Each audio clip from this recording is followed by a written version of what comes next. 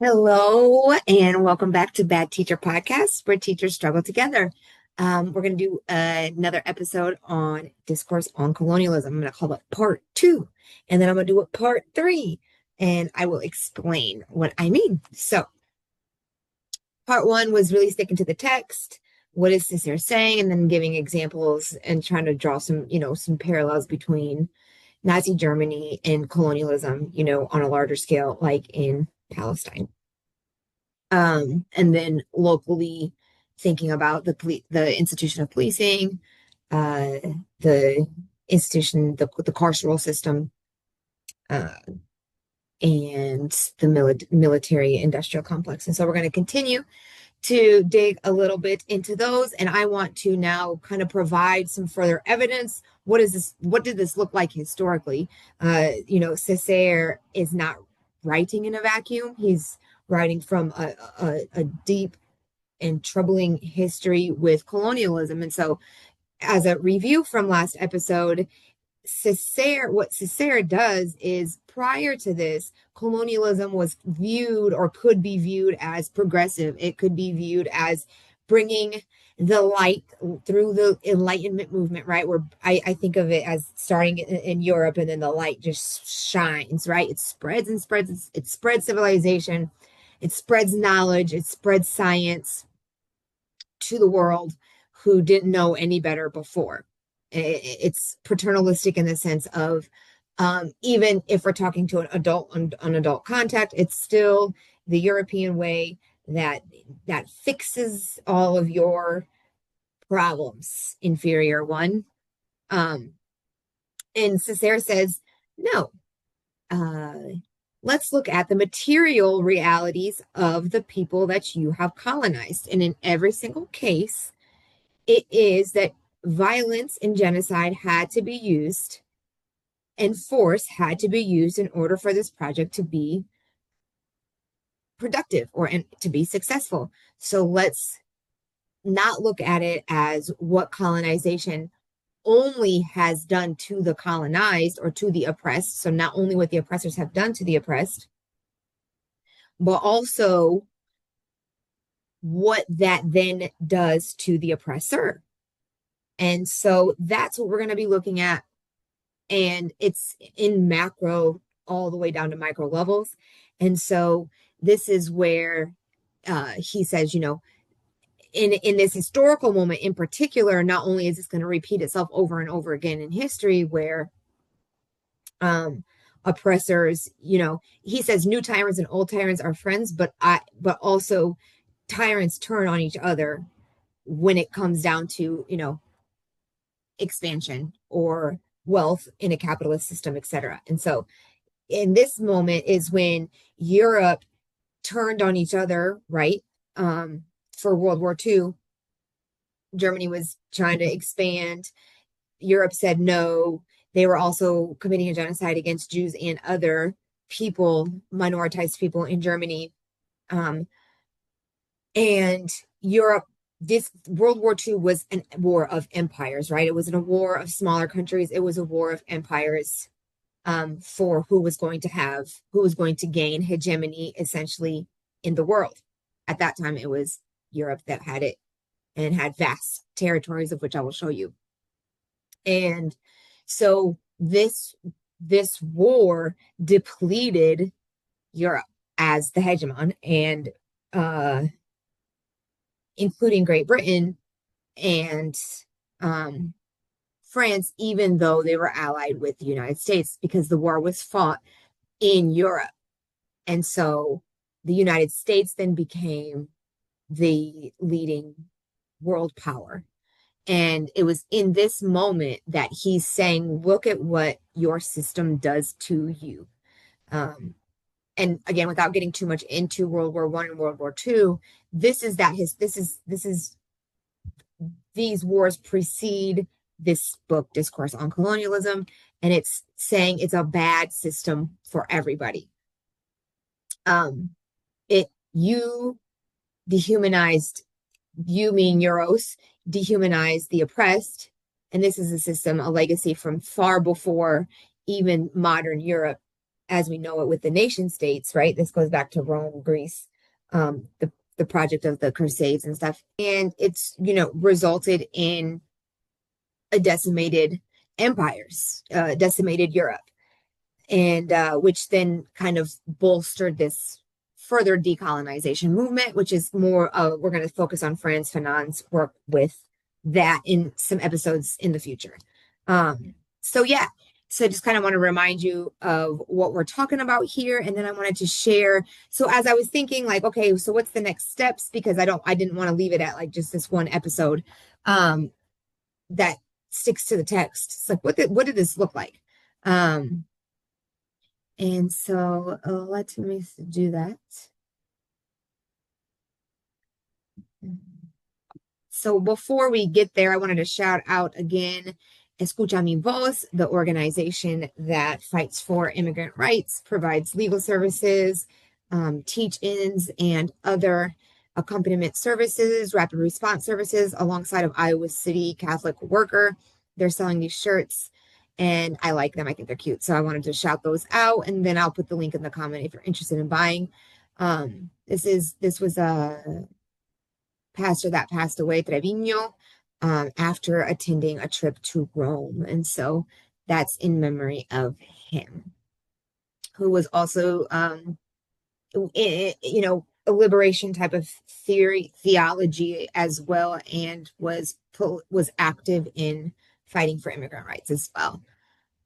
So what does colonialism look like hot on the screen? Here it is. Here's a map. I wanted to show you rather than have just Cesaire tell you.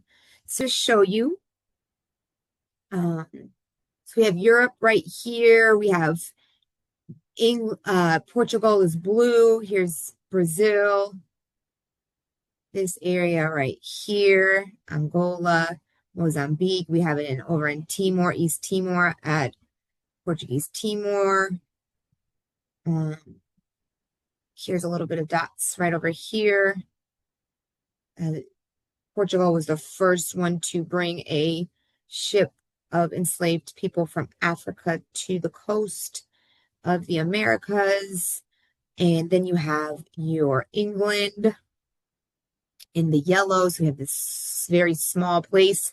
And this is what empire is. So I'm explaining what imperialism is. Last episode, I kind of talked about, I said we're mix and matching the imperialism and the capitalism and all that. And I'm going to try to make them separate, but also show you how it's like a braid, right? It's like three different strands. But an ugly, not a pretty hair braid. It's just the way that it's woven together to create this product, right? Of what we're conceptualizing as colonialism. And so here's the yellow. Here's all of the British Empire. So this little area making something very big. We have all the way in Australia, still considered Commonwealth, New Zealand, Papua New Guinea, all these. I mean, so much territory that they invaded. So many cultures and languages, and there's 7,000 languages in the world left, but they say that prior to colonialism, colonialism wiped out thousands and thousands of languages. Spain, another huge empire, again, this is at an interesting time. This is not only coming from the end of the Fourth Crusade, of a huge failure for Europe and for Christianity, and it was a bad look. And so they were trying to, recoup, like, how can we recoup what we've lost in these futile wars, essentially, and continue to expand, not only territorially, but to evangelize, right? Proselytize. And so this was so at this moment, and then at the same, maybe not exactly, but there's also this merchant class emerging, and so which became capitalists. And so it was all of these things together that kind of provided for the circumstances that where this would happen, emerging, if you will, of imperialism with this like new economic possibility alongside colonialism, which which different from imperialism became racialized, and it took form in that racialized way not only in colonial states like of Africa, where the European people, never planned on living there or staying or colonizing the place, and like in the Americas with settler colonization, where the Europeans did plan on basically building their buildings and their families on top of the bones of the people that they have committed genocide upon, like the indigenous people. And so it it worked the same in that sense. So different from imperialism, which was not necessarily racialized. It was more of it's this expanding of territory, and then you get the colonialism in there, and that's when it becomes racialized, because that was the way in the United States to distinguish from who was enslaved and who was considered a citizen, and that was demarcated along racial lines. And so you see how they're really parallel with the territory expansion, because colonization is also imperialism if you're talking about colonizing and expanding your territory, and then building your corporations, let's say, on top of the land of the people that you've just taken over. And then what makes it colonization and historically is that the indigenous European kind of binary. And then in settler colonial states, it was indigenous European enslaved African kind of triangle relationship that is different than just an imperialism that was happening in like the Roman Empire, if you will.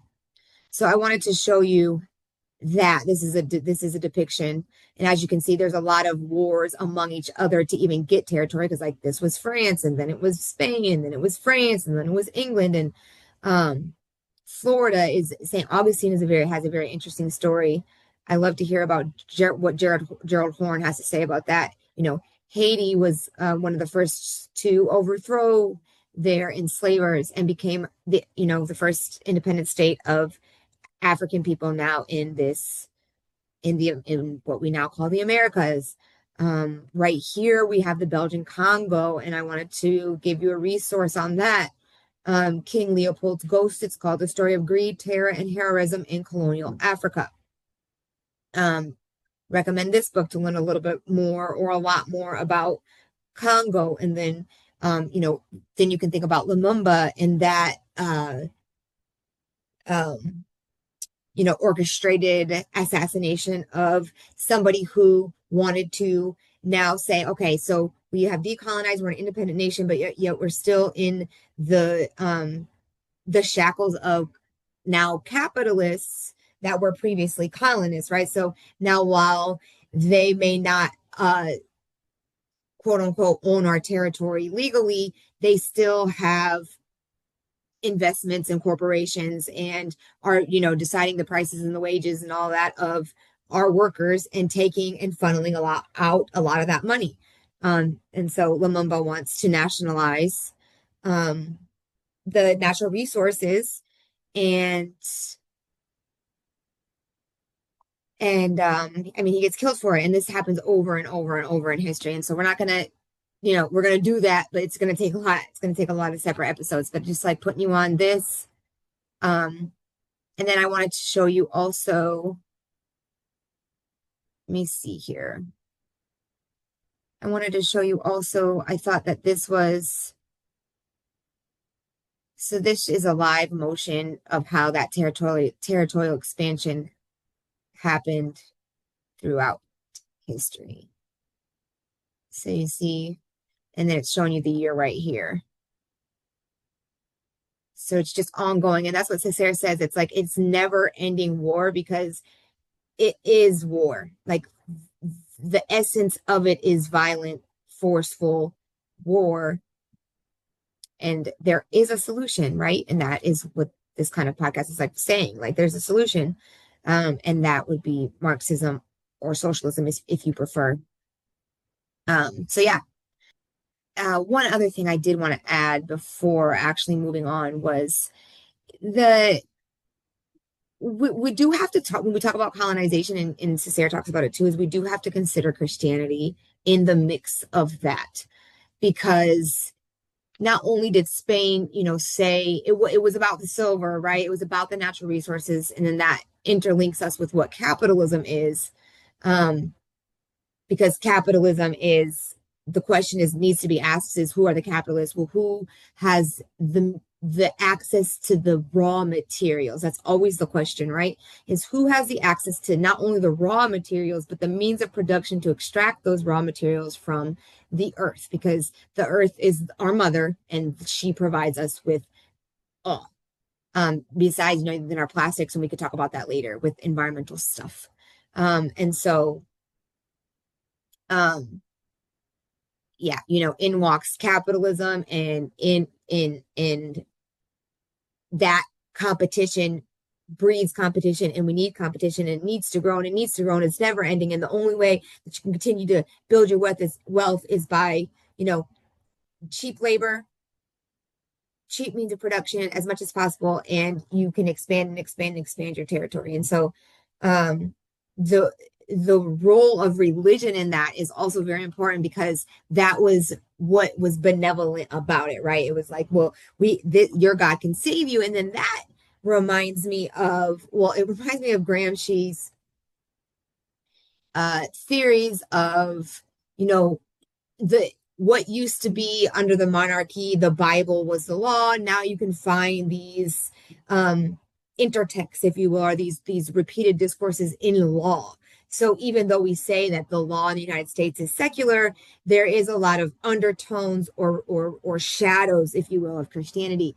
And much like in the Crusades, where they had to, it was called indulgences. That was the word. So plenary indulgences. And this was like, well, wash away all your sins if you go and fight in these wars, and you can kill people and God's going to forgive you.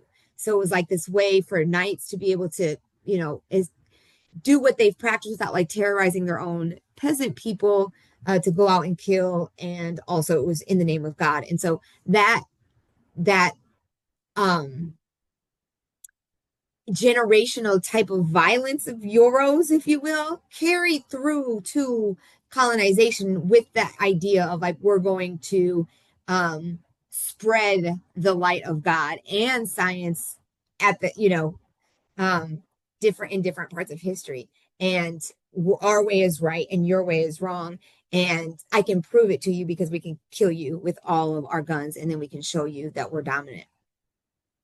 Um, we can encage you, we can enslave you. Obviously, we're superior to you. And then that's when Sarah's like, hold up, hold up, hold up. Doesn't that mean something about y'all? Don't you guys need to do some of that thinking about how those contradictions, going back to Marx, of like, how can God say it's good to, yeah, anyways, okay, we're gonna move on. um so we do need to think of Christianity's role in this. And so I wanted to remind you of that connection that I'm making with the Crusades. And so, like, here's the Crusades. There was four of them. Again, I'm interested in doing an episode about this just to continue to thread the needle, Um, but it was we have our kingdoms. So this would be pre-capitalism. But it still is imperialism, right? Where it was ethnic based off of religion. And the idea was it was a religious type of, obviously, crusades, duh. And it was to take over this land of Jerusalem. Well, if you look at the map today, Jerusalem is still like this fantasy for Zionists, Christian and Jewish alike, to complete this project that stems way back in the Crusades and, is related to the apocalypse in the Bible. And so Jerusalem is still here, it's still kicking, and it is still it's Palestinian territory, but occupied by Israel's, and are constantly trying to expand territorially. And so again, what makes this settler colonial project is that the Jewish people are occupying the land of Palestine, and it has taken the form of, while it is still racialized in a sense, it also has taken the form of like a sort of a national identity, Jewish as a national identity, get that, and then Arab. And so that is something that, if you think of the right Christian nationalist movement as an example of this project, of imperialism mixed with, colonialism, that was territorial expansion in the Americas under a racialized capital, increasingly more capitalist system we get today, and we get this project of uh, Israel that's happening in front of our faces. It's like a live stream colonial project. So yes, and then looking at what colonialism or settler colonialism looks like in the United States. This map, these are the reservations, and so for students, this is a good resource, and it just shows what colonialism does to indigenous people. All of this was theirs, and now they've been relegated to very few little spaces, and these spaces have been also fought for. So it wasn't like there was any benevolence or not even false charity, let alone real. I mean, this was fought for by Native people to have land back, to have sovereignty over their land that was not granted through these process of treaties, where there was, as we continue to talk about, and I highly recommend again that First America, it is First America. And so to learn a little bit more about that, how the colonial history of the United States is, still playing itself out, and how historically similar the events are to today's time, including geographically, where we have reservations, like, for example, in Minnesota, in northern Minnesota, with Fort Snelling and stuff. So that has like an active ICE detention center on the same place where there was a concentration camp for Native people. And then a fort to ensure that, the natives didn't try to defend their land or essentially take their land back from the Euros who invaded it. So I wanted to show you that of examples of what Cesaire is talking about, because as you know, this project would have already been well underway in the 1950s when he wrote this. Okay, and then I wanted to, like I said, kind of define. So I've tried to explain that imperialism, again, just to make this succinct to review, imperialism is territorial expansion. So like in the, South Americas with the Incas, that was an empire. We call it the Incan Empire. We call the Aztecan Empire because there was territorial expansion. What was different fundamentally from just merely territorial expansion, where you would, allow people to keep their cultures, you would allow people, you wouldn't meddle too much with their personal lives, you wouldn't meddle too much with the way that they venerate a spirit. You wouldn't meddle too much with the way that people speak to each other. It was like a tax, or a way to say, like a way of organizing a larger society to support everybody for a stronger unit that was imperial, in the sense that, yeah, like they were paying taxes for these services. They had to have interpreters in order to, commerce. And there was a hierarchy where the Inca emperor would have, been placed or been venerated as such. So he wouldn't have been sacrificed, let's say, as like a boy would have to the gods. Okay. So there was hierarchies there. But it was different in the sense that in colonization, like I said, it was racialized, and it also lost all sense of ethics. if you will. So now it was this, they could take away lives, take away language, enslave people, take them away from their homes, kill babies, women and children would not be saved. Um, it was this dehumanization completely of entire groups of people that were black and brown. In walks capitalism. So that's where we're at. In walks capitalism. Um, and we have a system of an economic system that holds up practices of imperialism and colonization in the sense that it requires it, right? It requires this constant growth. And so, without getting too much into this equation, because that would take like a whole hour, I highly recommend you read your Marx. Richard Wolff does a good job at dumbing this down for me, anyways. And there's a lot of other scholars. I like Jared Ball as well. He talks about myths of capitalism a lot, and a lot of other scholars as well. So Michael Parenti. Um, and so basically the idea here that I wanted to make clear is that the goal is more money, right? And so in order to get more money, you have to constantly, you know, invest in and have access to these commodities, these raw materials, and then have the means of production and the ability to pay people wages to continue to make this circuit go, right? And the faster it goes and the more time it circulates and the more money you have, the more successful the the system is working, right? You're making more money. The richest people are the most successful. That's how we even conceptualize success.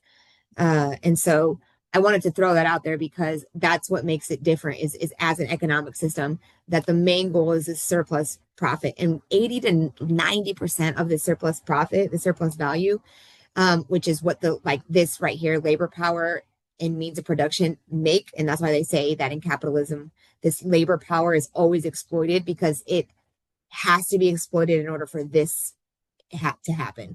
And this isn't necessarily an equation. This is more looked at like a circuit of a movement of capital, of how capitalism works fundamentally. And so this is exploited right here. And then resources are extracted from the land right here, in its most simplest form, because this could also work for services too, right? Anyways, and if the goal is always more money, and like I was going to say, in the United States, it's going into shares. It's going into like ownerships of companies to continue to keep this like idea of the economy and the stock market going. And to be clear, a market isn't something that is only in capitalism. For example, socialism has a market. It's just the market would look different and it would incorporate a lot less of this. The goal would 50%, like for example in China, 50% of the economy is not this, right? If it's nationalized, then the goal is not more money. The goal would be to put it back into infrastructure and back into people, into social services like Medicare for all and higher education for free, etc. And so that's what I mean when we're differentiating, but how they all work in tandem to, bring us to our present day and in our education system. And then I wanted to throw out Raoul Peck. He does a lot of good work on helping us understand colonialism in particular contexts. And he also does a good job at weaving in, like, for example, in 2 + 2 = 5 with Orwell. So Orwell's story with the story of colonization and how he came to know it. I want to say in Burma and how that relates to our understanding of colonization. So I wanted to throw out that to you and highly recommend you watch, especially 2 + 2 = 5. And I also liked Exterminate the Brutes. So Exterminate the Brutes is also based on some foundational text that I will click. It's right here. I believe I have it. And I'm going to give you guys this link and so you guys can listen to the purpose statement of this documentary, which does a good job at, an even larger picture view of what colonization does, and in particular in one of the contexts is Haiti, where he is from. So I wanted to shout that out. And then I wanted to shout out another story of resistance to colonization with Tupac Amaru and the Catarista rebellions. So here's a good anthology of sources. And then I wanted to shout out The Witness to the Age of Revolution, which is a graphic novel of another Tupac Amaru text. And I'm showing you these for you guys to learn, but also to consider teaching these in your classes, of course. And so now to kind of wrap this up, if you remember from last week, I don't, not necessary to see that, but I'll of course link it in for you. If you remember from last week that there is this coordinated effort to assert agency, right, over their bodies, their movement, if you will, in the Blackhawk County Jail. Well, something similar happened in February, I want to say, but the surveillance was just released, so we're just seeing the footage in St. Louis County Justice Center. And what I wanted to bring up about this, so I think it was like 34 incarcerated people that decided to block the entrances and take down the cameras, etc., because they didn't want to come in from lockdown. So they didn't want to be locked down. They said they didn't have enough time, and they're not going. And so in the resource that I'll share with you, and something that we can think about with our students, of like, what is he saying that is contradictory to what the material reality is. So again, when we're thinking of Marx, we're thinking of analyzing the material reality. So these people are encaged. That's they can't leave. They can't come and go as they please. They can't call as they please. They can't get it in and do what they do as they please. They can't see their children, for example, as they please. And so that's the material reality. That's the circumstances, the conditions under which these people are in. Okay, so we got to start there always. And then he's saying, the guy in the interview, the sheriff or whatever, is calling them residents. Residents is like somewhere, like residents of a house where you live, where you can leave and lock the door and then come back, ideally. And then he's saying that they're going to be taking measures to make sure that this never happens again, without really describing what those measures are. So are those measures going to be punitive, or is it going to be proactive? So are we, providing them with some sort of liberation?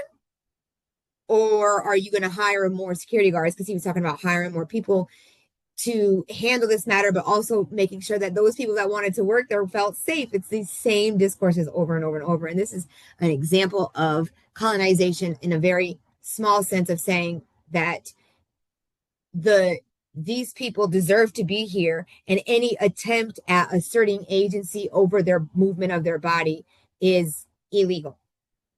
And we have written a law that supports this, right?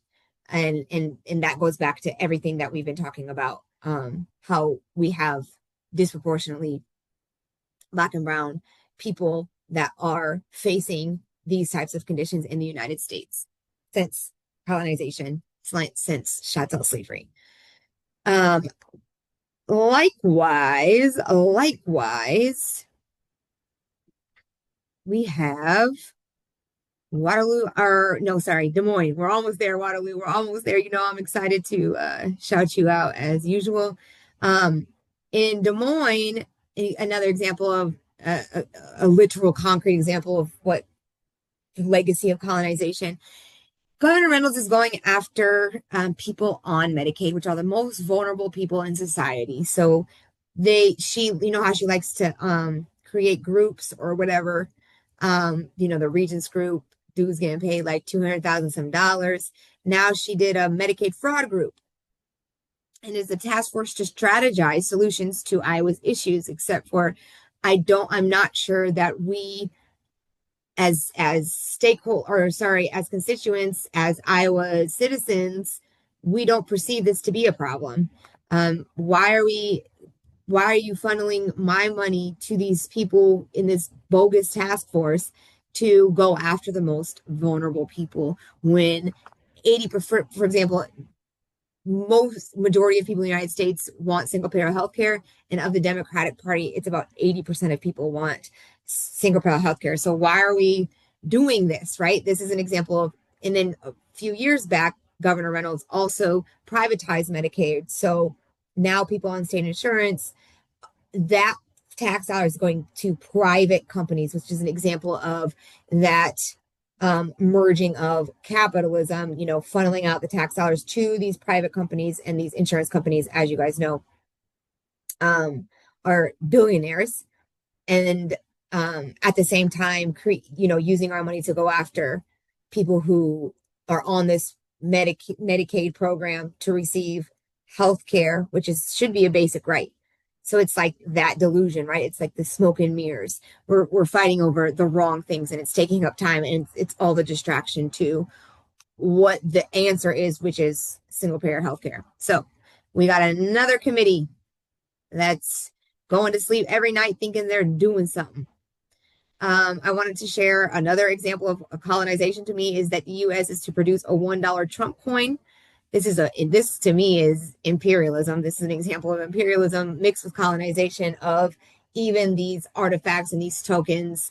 Statues are honoring, venerating, making eternalizing figures like the president right now, whatever, of the United States, memorializing people who are, funding genocide, funding ICE, billions and billions of dollars to ICE, billions and billions of dollars to war, billions and billions of dollars to the military, and at the same time moving to dismantle the Department of Education, taking $7 billion out of the budget, dismantling services for English learners and marginalized groups. And so, by slashing DEI, et cetera. And so here, that was another, and I'll put all of these articles, or you guys can look up the articles, of course, in the way that you guys get your news, but that's just another concrete today example of what Cesaire is talking about. I also wanted to highlight another story in Waterloo. Here we are, that the police are investigating an accidental rifle shot through an apartment wall. Guess who did it? They're not going to tell you who did it in the title, which is ironic because it's Waterloo's finest. It's a Black Hawk County Sheriff deputy. He accidentally fired his personal rifle while cleaning it around 10:50 p.m. Okay. He didn't go over to Tatum Gerke. This is public information, so that's why I'm saying the name, who was a 22-year-old girl at the home. She was not injured at the time, but he didn't call the police, of course. And he also did not make sure that she was okay. Again, thinking about our Second Amendment right to holding guns. What are guns doing? What is the impact versus the intention? Who even got to have the guns when the writers of the Constitution, if 80% of them had dealings with the economy of slavery to begin with, and a man or a human being was a European human being. So the guns in the first place were for the Euros to defend themselves, quote unquote, defend, but really be the invaders, be the initiators, right? Because it was never their land to begin with against the Native American people. That's where that right came from, to bear arms, to continue to occupy somebody's land and home and territory and animals, and put the native things in museums and stuff. But also the enslaved people could not have guns either. And so we need to just continue to think like, okay, so now if you are a felon, you also can't have a gun, but then who is disproportionately labeled as a felon? And then how, again, does that just keep on going? And then if you think of the role of capitalism, is how does the institution of, for example, the modern institution of slavery, which is your carceral system or your punishment, and who's making money as it also, like education, is being increasingly privatized, so that M prime, right, which is the only way for you to be successful in a capitalist corporation is to continue to make more money, meaning that, wait, in this case, not only laborers in the like police officers or security guards are exploited, and but it's literally based off of people's freedom and lives. And so we need to continue to think about that stuff. And I just wanted to really hone in on some concrete examples of what Cesaire's, uh, the abstract but concrete at the same time, what his theory is saying and kind of how that is materialized or enacted, in society. So another concrete example from this week, if we want to talk about in the news, is Lorenzo Salgado Araujo, who was murdered by ICE agents, 52-year-old who had lived in the United States for 35 years, and Joan Sebastian Duran Guerrero from Colombia, who, again, both were not criminals, had no prior nothing. One had a 3-year-old daughter. Joanne had a 3-year-old daughter, was working 2 jobs, was misidentified in the first place. I mean, not that if it would have been identified correctly, it would have mattered. But here's another example of these agents that Cesaire talks about. So I want to begin into a transition into the end by sharing one more book, Stringing Rosaries, and I want to do a whole episode on this, by Denise K. Lajimodire. And this book interviews 14 people who were survivors of the boarding schools. And so boarding school, again, is just another colonial way, missionaries, etc., of forcing assimilation, as long as that assimilation is where Europeans remain the hegemon, the dominant way. European languages are the necessary languages, while all others are relegated to fantasy, myth, and family, etc. And so those are other ways that this works. The colonialism works, right? And through boarding schools. I just wanted to make sure that I mentioned that, and we'll do an episode on that. And then before we transition into the end, I wanted to read a quote by Cesaire. As we keep thinking about this, he says, "Every day that passes, every denial of justice, every beating by the police, every demand of the workers that is drowned in blood, every scandal that is hushed up, every punitive expedition brings home the value of our old societies." And so I wanted to end with a spiritual approach, right? Not necessarily revolutionary, but it could be. Maybe it depends on how you define revolution, to how we can move forward fighting against these systems, dismantling the systems of capitalism, imperialism, and on an individual level, right? Something we can do now. So I was going to read 9 and 10, verses 9 and 10 in the Taoteching, Chinese religious text by Lao Tzu. So 9 says, "Instead of pouring in more, better stop while you can. Making it sharper won't help it last longer. Rooms full of treasure can never be safe. The vanity of success invites its own failure. When your work is done, retire. This is the way of heaven." And so I wanted to share this because for us people who really view transformation as something that is doable, that is possible, we want to do everything at once and want to be everywhere at once. And then this just reminds us that we better stop while we can. Once something gets full, it overflows, right? You can't pour from an empty cup. Everything that's full becomes empty. That is the way of things. For those of you hustlers out there who want to work, and make some money, just remember that rooms full of treasure can never be safe. Now we can take that on an individual level to keep us grounded in what matters and what our values really actually are, which should be always grounded in humans and humanity.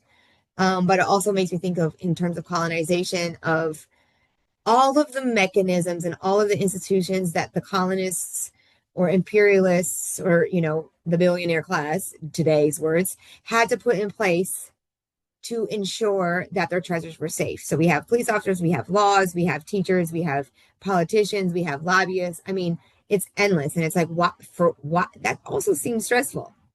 to continue a system that is I don't know, I don't want it. I know I don't want it. Um, so, you know, we need to just continue to remember that. I also remember a one of my friends' great aunts one time, Mexican lady in Mexicali. It was Mexicali, Baja California. She told me, I'm poor. I can sleep with both my eyes closed, but the rich, they have to sleep with one eye open. I never want that for myself. I never want to be paranoid, wondering who's going to come get my stuff. Um, and and so I just wanted to leave that there and remember that we're working in community. So when the verse 9 says, um, when your work is done, retire. Also remember that, if you're tired or you need a day, you take that. You're not, you keep, if you were alone, it would fail anyway. So it'd be pointless. So just remember that we're all, out here. And then number 10 says, can you keep your crescent soul from wandering? Can you make your breath as soft as a baby's? Can you wipe your dark mirror free of dust? Can you serve and govern without effort? Can you be the female at heaven's gate? Can you light the world without knowledge? Can you give birth and nurture, but give birth without possessing, raise without controlling? This is dark virtue. And so I wanted to end with reminding us that we are, instead of thinking of enlightenment, we are thinking of endarkenment. And so I get this from Cynthia Dillard's in Darkened Feminist Epistemology. And it just really has me thinking along with Cesaire, and we need to go into the oppressed. We need to learn the knowledges and the ways of the people who have been colonized, the Black and brown people, to really get any solutions to any type of answers. And we need to learn how to listen. And the we in this case is the Euros, talking about we. Um, and it also is a way to use words to discursive move, right, to fight against what has been deemed good and progressive, and like this science, it's based on science and the enlightenment, but also remain grounded in what matters. So right now there's attack on science, but that's, I'm not attacking science like that. I'm saying like it does, science shouldn't be racist. I'm not saying science shouldn't exist, which is different than what MAGA movement is doing with like we don't trust science, as if we shouldn't have any type of way of documenting what we do, what the world around us, right? The nature of us. And by us, I do mean plants, animals, water, air, all that good stuff. So whew, it's heavy stuff, guys. And so this reminds me for this passage, um, none of thinking about this and as a like a litmus test, colonization like doesn't pass like at all. So there's no making your breath as soft as babies. I mean, they need to make sure that their voice is heard, baby. They definitely is on top of that.